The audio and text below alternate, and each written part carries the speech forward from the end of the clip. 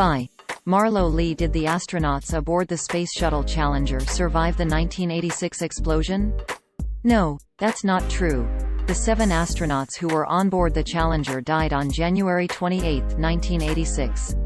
4 of the individuals whom one video narrator presents as survivors of the explosion are individuals without established family or professional ties to the crew. In 2 cases, the brothers of Challenger astronauts are shown. One of the astronauts, Gregory Jarvis, is omitted entirely from the video. The claim appeared in an Instagram post, published on September 14, 2022. The video opened, quote, "If you're seeing this, you're going to want to stick around till the end. So, I don't know about you. I wasn't born before this time, but, back in 1986, apparently they were telling everyone that there was a spaceship that was going up called the Challenger." End quote. The Instagram post looked like this at the time of writing. Source: Instagram screenshot taken on Thursday, September 15, 15 hours 24 minutes and 53 seconds 2022 UTC. The Instagram video explains that the Challenger was a space shuttle that exploded only 73 seconds after liftoff on the morning of January 28, 1986.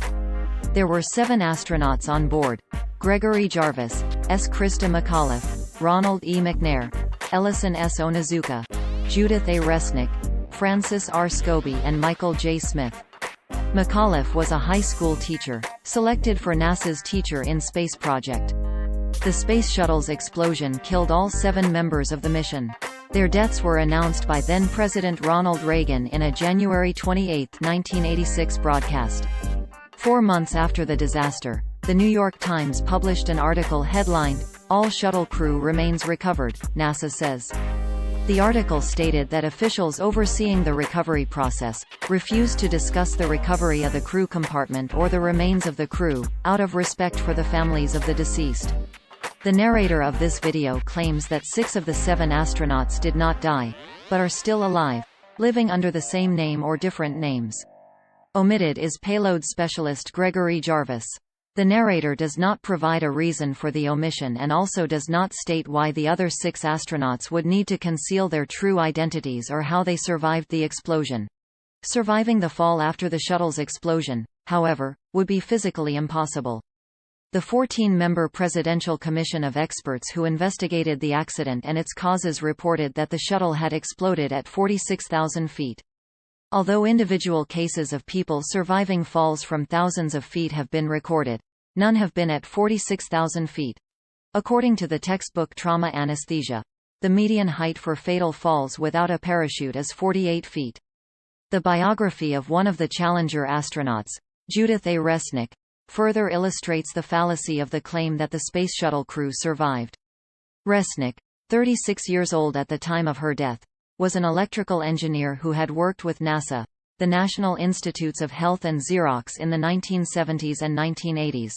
The video narrator claims that, after the explosion, Resnick changed career paths to become a law professor at Yale University.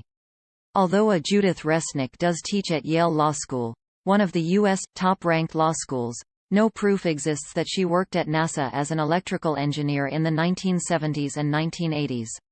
Instead, during this period, according to her resume, she was teaching law or otherwise working in the field of law. Similar logic applies when comparing the individuals the video misrepresents as crew members with the actual crew members. S. Krista McAuliffe, lawyer Sharon A. McAuliffe, Francis R. Scobie, businessman Richard Scobie, and Michael J. Smith, a professor emeritus of engineering. The narrator claims that 2 of the crew members, Ronald McNair and Ellison Onizuka, changed their names. In reality, the individuals featured in the video are brothers of the deceased. Below is a picture of Ronald McNair and his brother Carl McNair. While the 2 men bear a family resemblance, Carl McNair has a gap between his 2 front teeth that Ronald McNair did not have. During a February 1986 memorial for Ronald McNair, an astrophysicist, the Associated Press quoted his brother, Carl McNair, who attended the ceremony.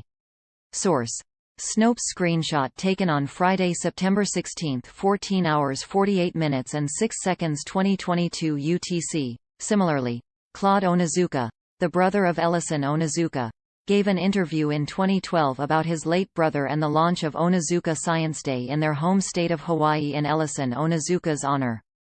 Snopes and PolitiFact also have fact-checked claims about the alleged survival of the Challenger astronauts. Additional lead stories, fact checks of conspiracy theories about astronauts can be found here and here.